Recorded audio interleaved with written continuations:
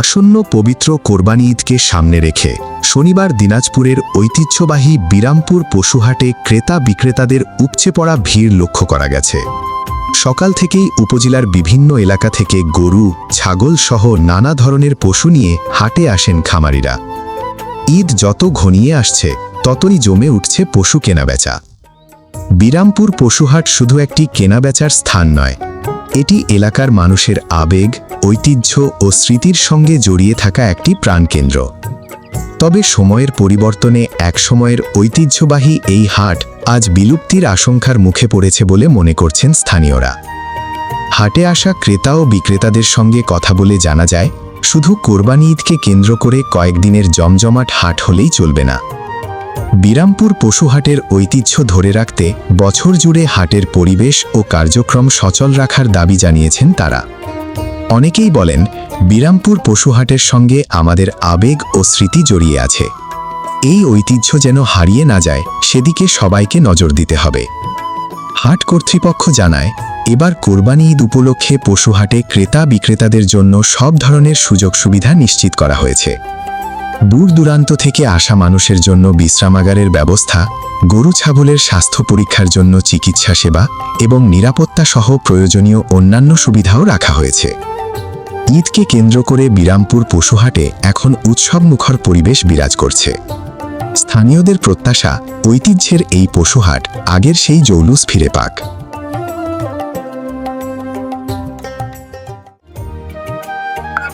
ধন্যবাদ বিরামপুর প্রতিদিনকে।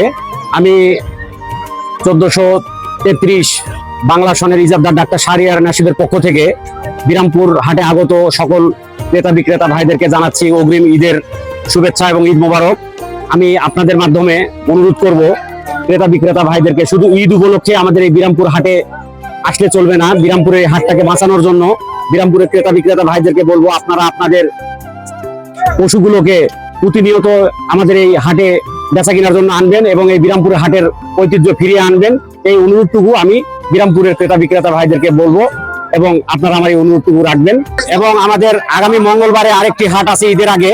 এই হাটটিও ইনশাল্লাহ আজকে শনিবারের হাটের চেয়ে অনেক জমজমাট হবে এবং অনেক আকর্ষণীয় হবে। আগামী মঙ্গলবারও ক্রেতা বিক্রেতাদেরকে আমি বিরামপুর হাটে আসবার জন্য বিশেষভাবে অনুরোধ করছি। আমরা ইতিমধ্যেই ক্রেতা বিক্রেতাদের শতভাগ নিরাপত্তা নিশ্চিত করেছি, তাদের বিশ্রামের জায়গার ব্যবস্থা করেছি এবং তাদের যাবতীয় সুযোগ সুবিধা আমাদের ইয়েতে আছে। তারা যে ধরনের সুযোগ সুবিধা চাইবে আমরা সেটাই দিব এবং আমরা এই পর্যন্ত সেই সমস্ত সুযোগ সুবিধাগুলো তাদেরকে দিচ্ছি আর কি।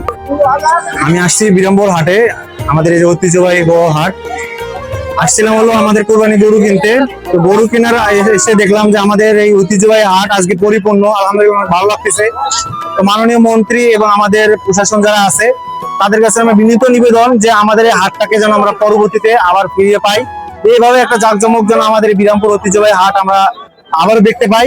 তো প্রশাসনের কাছে এটা আমাদের আবেদন। আর আজকে হাটটা দেখে গরু বা অনেক দেখে আলহামদুলিল্লাহ ভালো লাগতেছে। সব ধরনের গরু আসছে। যাদের এখনো প্রয়োজন বা বিরামপুর যে ঐতিহ্যবাহী হাটে আপনারা চলে আসুন। আমাদের হাটটা সব ধরনের গরু ছাগল থেকে শুরু সব ধরনের গরু এখানে আছে। তো আপনারা এসে আমাদের হাটে আপনারা সব ধরনের গরুগুলো পাবেন। তো আমার প্রশাসনের কাছে আবারও আবেদন, আমাদের মাননীয় মন্ত্রীর কাছে আবারও আবেদন যে আমাদের এই যে ঐতিহ্যবাহী হাট যে আমরা হারিয়ে ফেলছি, এর আগে যে ফ্যাসিস্ট সরকারের যে যারা ছিল তারা আমাদের হাটটাকে নষ্ট করে আজকে নানাভাবে আমাদের বিরামপুরে একটা ক্ষতি করছে। এই ক্ষতিকে পোষানোর জন্য আমাদের ঐতিহ্যবাহী হাটকে আমরা আবারও ফেরত চাই। এটা আমাদের দাবি, একদম আমাদের এলাকার সবার প্রাণের দাবি।